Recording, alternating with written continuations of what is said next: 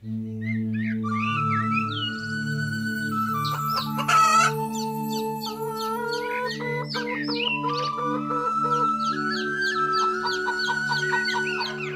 সোনা, তুমি খাবার খেতে খেতে কোথায় যাচ্ছ? বেশি দূরে যাবে না কিন্তু। যদি আমি খেতে খেতে দূরে চলে যাই তাতে সমস্যাটা কি? তুমি তো আমাকে দেখতেই পাচ্ছ। সেটা নয় সোনা, তোমার কোনো বিপদ হবে না। মা সব সময় তোমাদের উপর সব দিক থেকে খেয়াল রাখে। সব সময় মার জ্ঞান শুনতে শুনতে বোর হয়ে গেছি। স্বাধীনভাবে বাঁচার ব্যাপারটাই নেই। যদিও আমরা কোনো বিপদে পড়েও থাকি তাহলে আমাদের খেয়াল আমরা ঠিকই রাখতে পারবো। এই সব হলো তোমাদের বোকামো। শত্রু আমাদেরকে নিয়ে যাওয়ার জন্য তৈরি। একবার তোমরা বড় হয়ে যাও, তারপর তোমরা যেখানে চাও সেখানে যা খুশি খেতে পারো। যাই হয়ে যাক না কেন, আজকে তো আমরা খেতে যাব আর খেলবই। সেটা কিছুতেই হবে না। আমাদের ছাড়া তোমরা কোথাও যাবে না। আমরা যাব, আমরা তো যাবই আজকে খেতে। তোমাদের আসার কোনো দরকার নেই মা। আরে দাঁড়াও তোমরা, এভাবে একা একা তোমরা যেও না। যারা মায়ের কথা শোনে না আর নিজেদের মতো থাকে তারা ঠিকই সময় এলে বুঝবে। আর কি বলবো, বাচ্চারা মায়ের কথা না শুনলে বিপদে পড়বে। আমি তো বলিনি, ও বলেছে।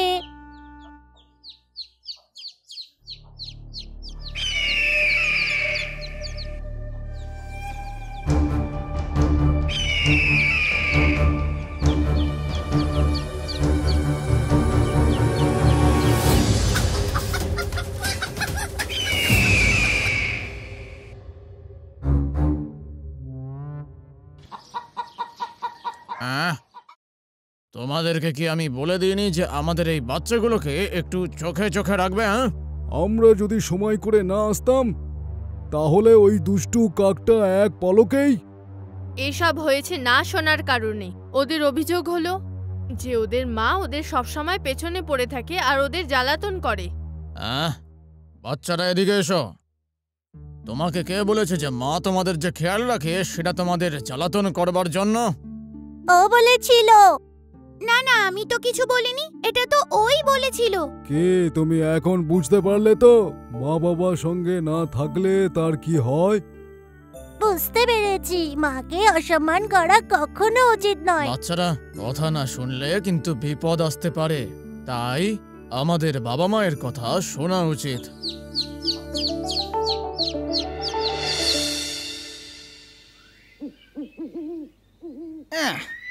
যদি মাঝখানে ওই মোড়কগুলো না আসতো না তাহলে আমি সব বাচ্চাগুলোকে তুলে নিয়ে উড়ে চলে যেতাম। একই জিনিস বারবার বলে কোনো লাভ নেই। ধরে নাও যে যা হচ্ছে তা তোমার ভালোর জন্যই, বুঝলে? খুশি থাকবো। ওই মোড়কগুলো আমার পিঠের উপরে উঠে আমার মাথায় ঠক্কর মারছিল। ওহ কমন মাস্টার, আমি এই ব্যথা সহ্য করতে পারছি না। ওই দুই শক্তিশালী মুরগি ওই বাচ্চা মুরগিগুলোর আসল শক্তি। তুমি ততক্ষণ ওদেরকে হাত লাগাতে পারবে না যতক্ষণ ওরা আশেপাশে থাকবে। আমার ফুটো কপাল, যদি এরকমই চলতে থাকে তাহলে হয়তো ক্ষুধার্তই মরতে হবে। তোমার ইচ্ছা তখনই পূর্ণ হবে যখন তুমি এই মুরগি দুটোর মধ্যে দ্বন্দ্ব লাগাবে। মাস্টার, এরকম কোনো উপায় আছে কি যাতে আমরা ওদেরকে একে অপরের বিরুদ্ধে লড়াতে পারি? একটা রাস্তা আছে। এই মাস্টার তোমাকে সব বলে দেবে।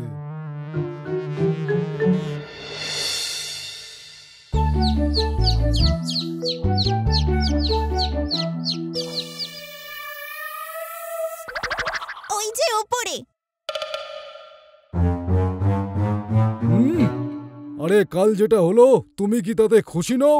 না না, খুবই সন্তুষ্ট। তোমরা দুজন একদিনেই আমাকে ভালো বানিয়ে দিয়েছো। তোমাদের অনেক অনেক ধন্যবাদ। আন্তরিকভাবে ধন্যবাদ বলছি তোমাদের। আপনার জন্য তো ভালোই। কিন্তু তোমাদের দুজনের মধ্যে এখানে দলপতি কে আছে? দলপতি? আমাদের মধ্যে এরকম কিছু নেই। সবার মনে একটা না একটা দলপতি তো থাকবেই। এমন লিডার যে সবার থেকে শক্তিমান। তোমাদের দুজনের মধ্যে যার মধ্যে সব থেকে বেশি শক্তি আছে ওই তো আসল দলপতি। তাহলে আমাকে বলো যে তোমাদের মধ্যে সবচেয়ে শক্তিশালী আসলে কে? হ্যাঁ? আঙ্গওয়ালান কাকা সবচেয়ে বেশি শক্তিশালী। এই নানা, থাঙ্গাওয়ালাম কাকু হলো সব থেকে বেশি শক্তিশালী। আমাদের দুজনের শক্তি প্রায় সমান সমান। না না, এরকম তো কখনো হতেই পারে না। সব প্রজাতির মধ্যে একটা তো ভালো, শক্তিশালী এবং বুদ্ধিমান লোক থাকেই। ভালো করে দেখো, তোমরা নিজেদের নির্ণয়ের মধ্যেই এখনো ঠিক নও। তাহলে তোমরাই বলো তোমাদের মধ্যে শক্তিশালী কে আছে? হ্যাঁ, এখানে সব থেকে বেশি শক্তিশালী তো আমি। তুমি? সত্যি? তুমি যদি চাও তাহলে আমরা লড়তে পারি। প্রমাণ হয়ে যাবে কে বেশি শক্তিশালী। চলে এসো, দাঁড়িয়ে আছো কি জন্য?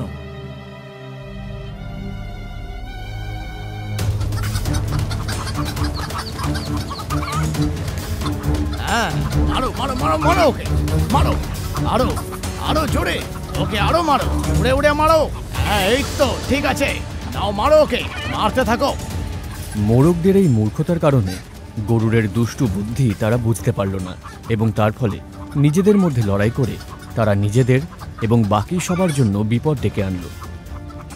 খেয়ে ফেলো, উড়িয়ে দাও, গলা কেটে ফেলো, ওকে ছিঁড়ে রেখে দাও। বেশ ভালো, প্রথমে আমি এই আধমরাগুলোকে নিয়ে যাব। ও, এই সব কিছু করা কত সোজা ছিল। ওই কোমান মাস্টারের বুদ্ধিটা এখন কাজে লেগে গেল।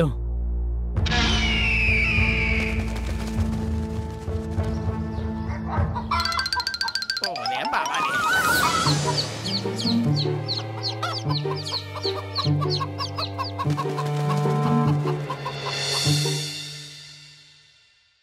যেদিকেই দু চোখ যাচ্ছে সেদিকেই দেখছি চিকেনের দোকানে। এই দোকানগুলোর জন্য জঙ্গলে চিকেন কম পড়ে গেছে।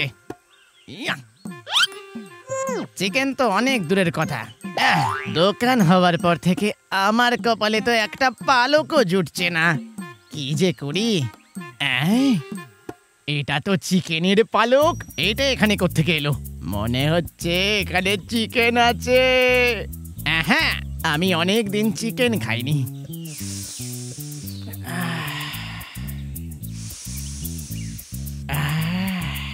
দেখে আসি কোথায় গেল। আরে বাবা রে বাবা, মাথাটা আমার গেল। দেখি তো এটা কি। ওমা, আমি আমার বই খুঁজে পাচ্ছি না। কি বই খুঁজে পাচ্ছ না? কাল তো তোমার পরীক্ষা আছে।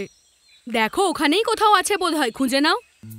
বাবা ভারী চালাক তো, কিন্তু আমার মতো চালাক নয়। বইটাকে বাইরে ফেলে দিয়ে নিজেকে অনেক চালাক ভাবছে। আজকালকার বাচ্চা কাচ্চারা পড়তে না চাইলে কিছু না কিছু বাহানা বানিয়েই নেয়। এই তো, আরে বাবা, গ্রামের দেশি মুরগি। ও লাভলি, আয় আয়, এদিকে আয়, এদিকে আয়, আয় আয়। ওর মা এসে গেছে। পিছনে পিছনে বোধহয় ওনার হাজবেন্ডও আসছেন। বাবা, বিশাল বড় পরিবার তো দেখছি। একটা একটা করে খেতে খেতে অনেক দিন চলে যাবে মনে হয়। আর এই ছোট চিকেনগুলো, আহা, এদের স্বাদ নিয়ে মনে হয় কথা না বলাই ভালো। ভগবান যখন কিছু করে তখন মঙ্গলের জন্যই করে। এ তো পুরো চিকেনের ভান্ডার। এদের স্বাদের কথা ভেবে আমার মুখের ভেতরে পুরো জল ভরে আসছে।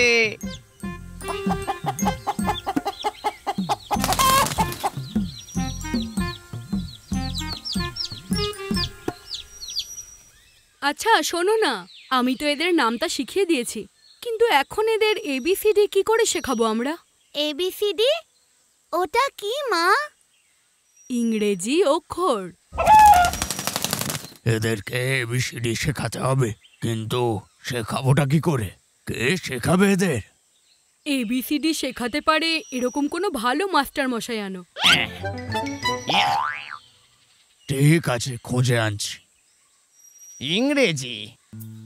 আমার তো মনে হয় না জঙ্গলে কোনো মাস্টার পাবে। কিন্তু এদের চাই ইংরেজি জানা একজন ভালো মাস্টার, আর আমার কি চাই? আর আমার চাই চিকেন। দুজনেরই ইচ্ছে পূরণ হয়ে যাবে। এই জন্য আমাকে ইংরেজিটা শিখতেই হবে। ডিঙ্গে ডিঙ্গে ডিঙ্গে ডিঙ্গে।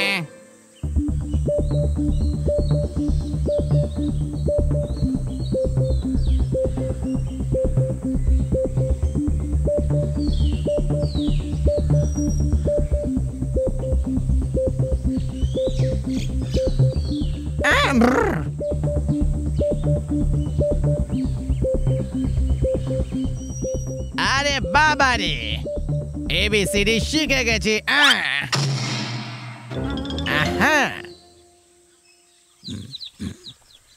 আমি অনেক খুঁজলাম, তবু এবিসিডি পড়ানোর মাস্টারই খুঁজে পেলাম না।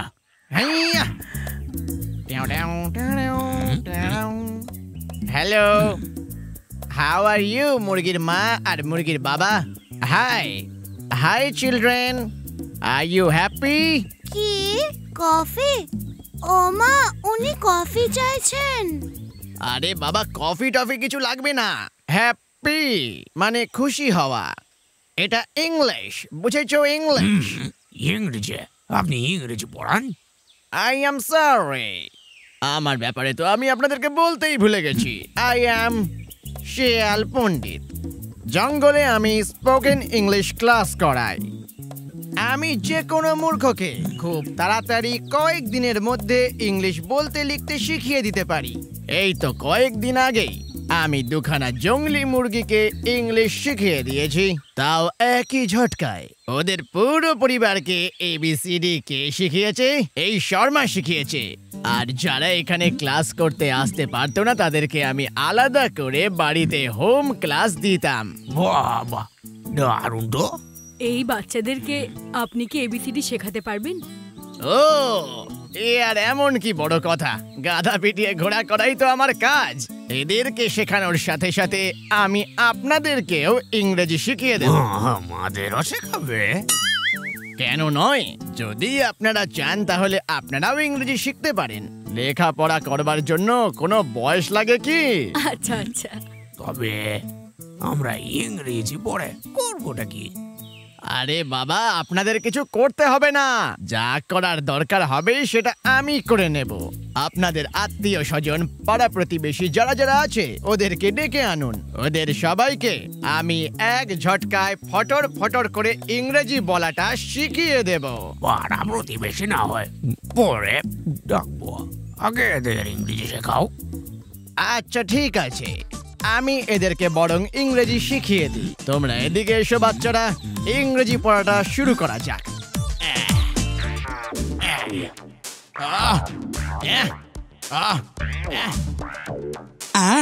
মন দিয়ে শোনো।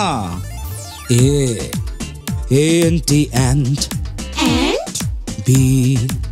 BAT bat, CAT cat, DOG dog,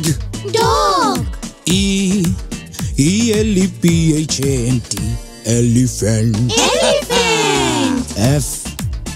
FN, fan, GUM, gum, HEN, hen, ICE, ice, JOKR, joker.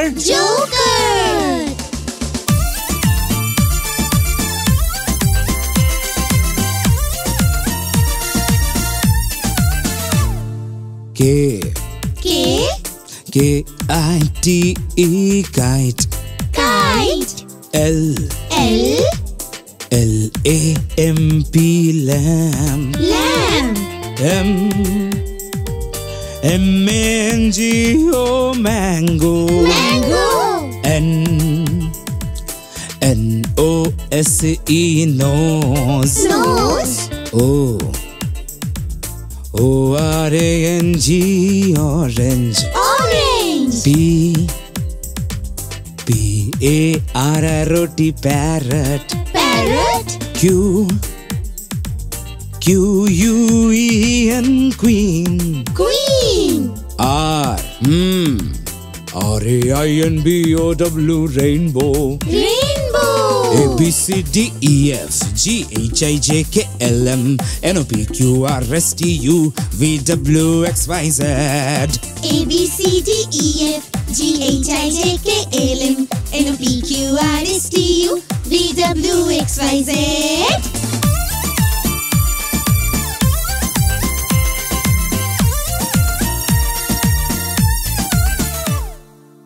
S S SHEEP ship. sheep. T TIGER tiger. Tiger. UMBRELLA umbrella. Umbrella.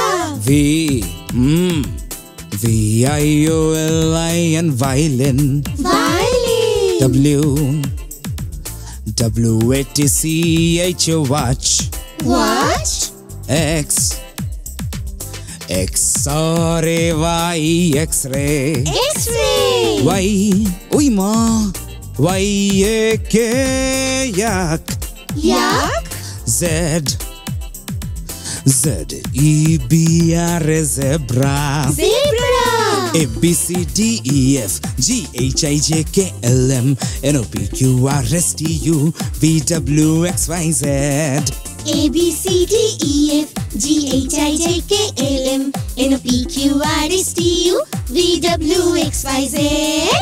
ABCDEF GHIJKLM NOPQRSTU VWXYZ. ABCDEF ও মা গো! আরে পড়ে গেলাম রে! আরে ধোপা দিচ্ছ কেন? আরে গেল।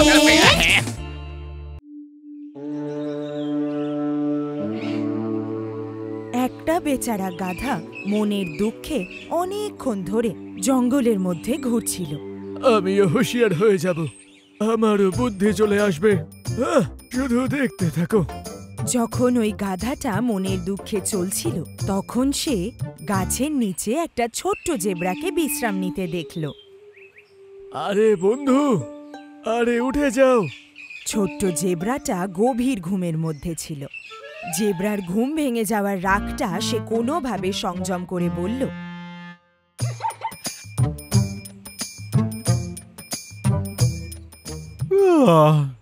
কি ব্যাপার? কি হয়েছে বলো তো বন্ধু? আরে বন্ধু, আমি সবে গ্রাম থেকেই ফিরছি। ও আচ্ছা, শুনেও ভালো লাগলো। আরে সেটা কোনো কথাই নয়। তাহলে কি হয়েছে? কি সমস্যা বলো দেখি। আসলে জানোই তো যে আমি আসলে খুবই বুদ্ধিমান, তো আমার আরো একটু বেশি বুদ্ধি চাই। তুমি কি এতে আমায় সাহায্য করবে? আমি কি সাহায্য করতে পারি? আমি তোমার মতো থরি না বুদ্ধিমান, আর তাই তো বলি কি সাহায্য করব। ওই কথাটা তো আমি জানি। বন্ধু, একটা কথা শুধু বলতে পারবে যে এই জঙ্গলে সবথেকে ভালো ডাক্তার কে আছে? আচ্ছা, তাহলে এটাই হলো ব্যাপার। তোমার জন্য ডাক্তার হিসাবে এই জঙ্গলে একজনই আছে খুব বুদ্ধিমান। সেটা কে? শিয়াল পণ্ডিত। খুব নামডাক আছে, আর বুদ্ধি বাড়ানোর ব্যাপারে তো ওষুধের অভাব ওর কাছে নেই। এটা কি সত্যি? হ্যাঁ, একদম। এখানে তো কত কেউ ওর থেকেই বুদ্ধি বাড়াবার ওষুধ নিয়ে গেল। এইদিকে হাঁটা লাগাও, বুঝলে? তুমি সোজা ডাক্তারের গুহায় পৌঁছে যাবে। তোমাকে অনেক অনেক ধন্যবাদ। হ্যাঁ, যাও না, যাও। এইখান থেকেই শুরু হলো তোমার কপাল খারাপের দিন। হারে হারে টের পাবে কাকে বিরক্ত করলে।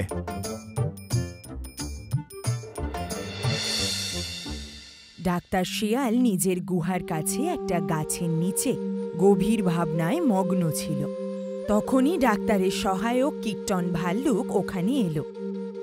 মাস্টার, আপনার কি হয়েছে মাস্টার?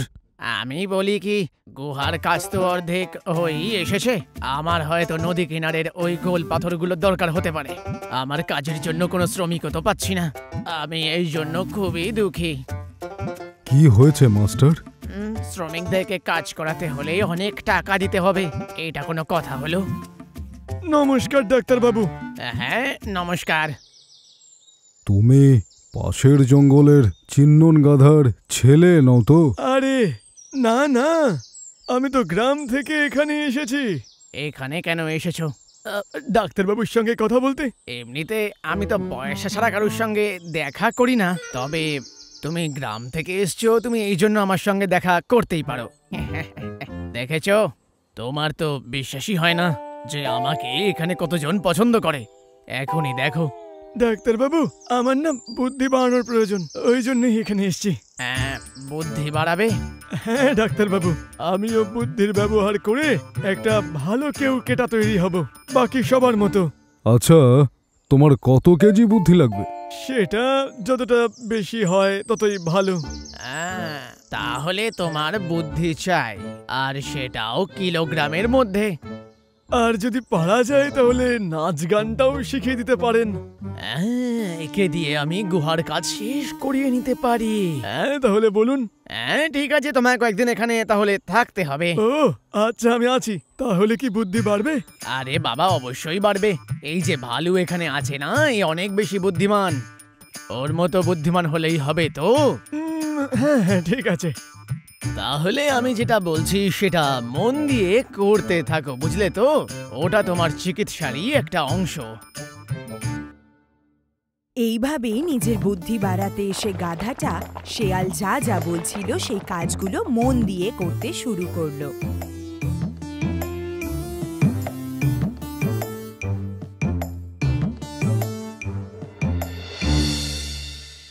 কয়েকদিন পর একদিন সন্ধেবেলা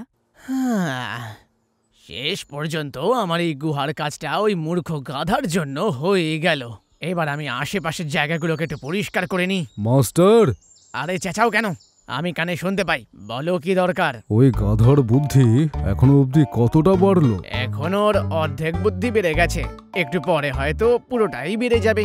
ওর বুদ্ধি কি আমার থেকেও বেশি হবে? আমি কখনো কি এটা করতে পারি? এই জঙ্গলে সব থেকে বেশি বুদ্ধি তো তোমার রয়েছে। তুমি একটা কাজ করো, জঙ্গলে যাও আর একটু মধু নিয়ে এসে আর গাধাটার সঙ্গে লাঠি নিয়ে এসো। ঠিক আছে মাস্টার। এই মূর্খগুলোর জন্যই আমি কিছু সুন্দর আর ভালো জীবন যাপন করতে পারি।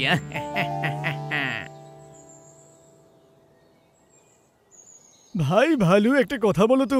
আমি এসেছি এতদিন হয়ে গেছে, আমাকে আরো কয়েকদিন থাকতে হবে বুদ্ধি পাওয়ার জন্য। অবশ্যই থাকতে তো হবেই। তুমি এগিয়ে চলো, আমি একটু মধু খেয়েই চলে আসছি।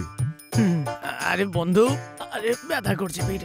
একটা রঙিন তোতা পাখি একটা গাছের ডালে বসে এই সব কিছু দেখছিল। পাখিটা ধীরে ধীরে উড়ে এসে গাধার কাছে এসে বলল, আচ্ছা শোনো, তোমাকে আমি কয়েকদিন ধরেই এখানে দেখতে পাচ্ছি। তুমি কি এই জঙ্গলে নতুন এসেছো? আরে না, আমি তো এখানে গ্রাম থেকে এসেছি। কেন এসেছো? গাধা ওই পাখিটাকে জঙ্গলে কেন এসেছে সেটা বলতে লাগলো। এটা শুনে তোতা পাখিটা জোরে জোরে হাসতে লাগলো। তুমি সত্যি খুব বোকা। আমাকে মূর্খ বলবে না।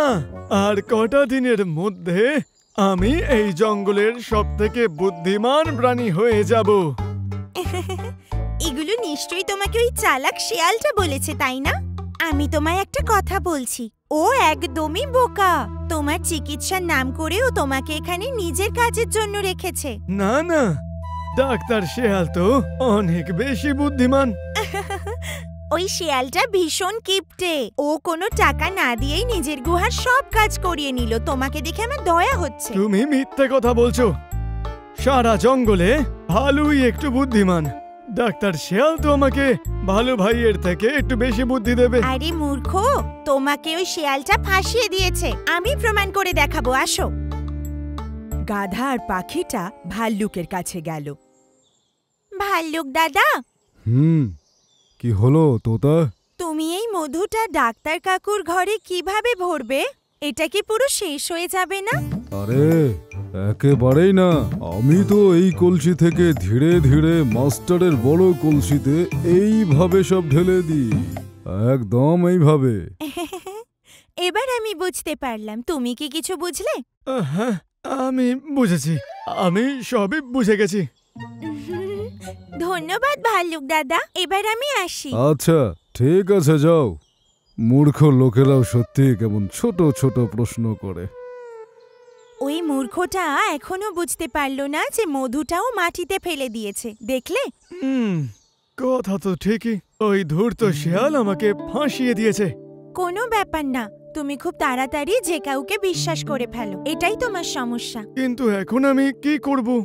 তুমি অনেক পরিশ্রমী, আর এটাই তোমার সবচেয়ে বড় গুণ। আগে তুমি এটা বুঝে নাও।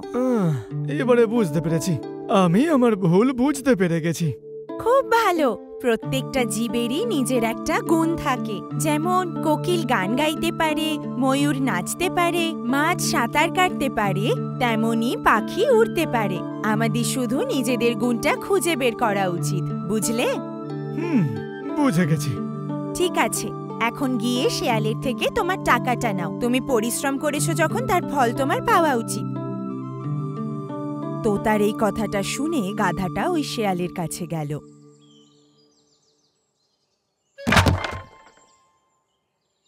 মাস্টার, আরে আমি তো কলসিতে মধু ঢেলেছিলাম, সত্যি। ওই মধু কি তুমি আর কখনো ফেলবে? ডাক্তারবাবু, ডাক্তারবাবু, কি হয়েছে? আমি বুদ্ধিমান হয়ে গেছি। হ্যাঁ, বুদ্ধি আর তোমার? হ্যাঁ।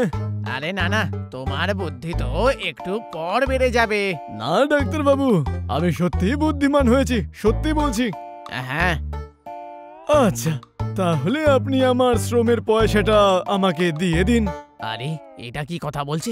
শ্রমের পয়সা? পারিশ্রমিক? কোন পারিশ্রমিক? হ্যাঁ হ্যাঁ, শ্রম।